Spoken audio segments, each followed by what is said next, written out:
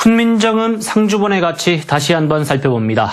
상주본의 법적 소유권은 국가에 있지만 실소유자인 배익기 씨가 내놓지 않고 있죠. 얼마 전 울산시가 금전 보상을 시사하며 기증을 제의했다는 등 일부 지자체에서 유치하려는 움직임이 일고 있습니다.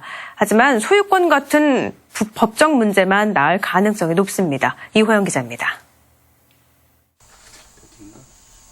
훈민정음 상주본은 2008년 안동 MBC를 통해 공개되면서 골동품 수집상인 고 조용훈 씨는 자신의 것을 배익기 씨가 훔쳐갔다며 고소하고 물품 인도 민사소송을 제기했습니다. 오랜 소송 끝에 대법원은 상주본의 소유주가 조용훈 씨라고 확정 판결했고 조 씨는 이를 문화재청에 기증하면서 국가 소유가 됐습니다. 1심에서 10년형을 받은 배 씨는 2심과 대법원에서 절도죄에 대해서 무죄 선고를 받았지만 배 씨는 상주본을 지금까지 꽁꽁 숨겨두고 있습니다. 이 형사법에 의해서는 그 정확하게 절도를 했는 정확한 상세한 정황에 대해서 그걸 밝힐 수 없기 때문에 무죄 무혐의로 판결이 난 것이고 그 이후에도 그 체계 소유에 대해서는 대법원이 국가 소유임을 2번이나 인정을 했습니다.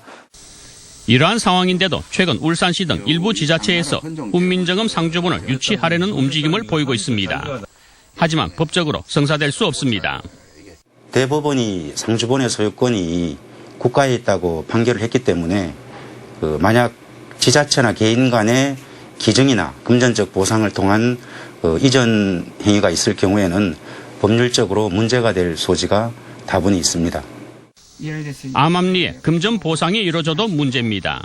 문화재청에 기증했던 조용훈 씨 유족이나 훈민정음 상주본이 당초 부처님 복장 유물이었다가 도난당했다고 확신하는 안동 광흥사도 다시 소유권을 주장할 수 있기 때문입니다.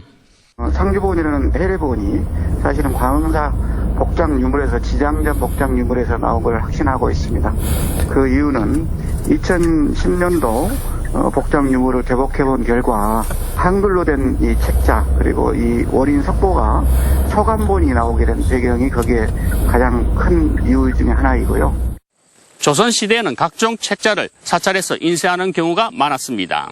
이곳 안동 광흥사에도 당시 책자 간행을 맡았던 강경도감 분사가 있었던 것으로 추정됩니다.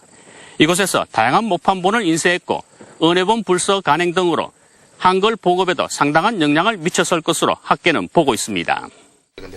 훈민정음 상주본의 진정한 가치는 실물이 완전히 공개되지 않으면서 1조 1,000억 원 등 설만 난무할 뿐 13년째 오리무중에 빠졌습니다.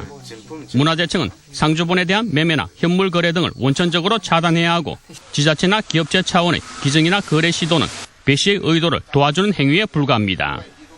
훈민정음은 세종대왕이 백성들이 쉽게 배워 의사를 소통할 수 있도록 만든 우리 글자입니다. 간송 전영필 선생도 세종의 뜻을 이어받아 훈민정음 간송본을 즉시 공개하고 연구하도록 한 사실은 분명 역사에 남아 있습니다. MBC 뉴스 이호영입니다.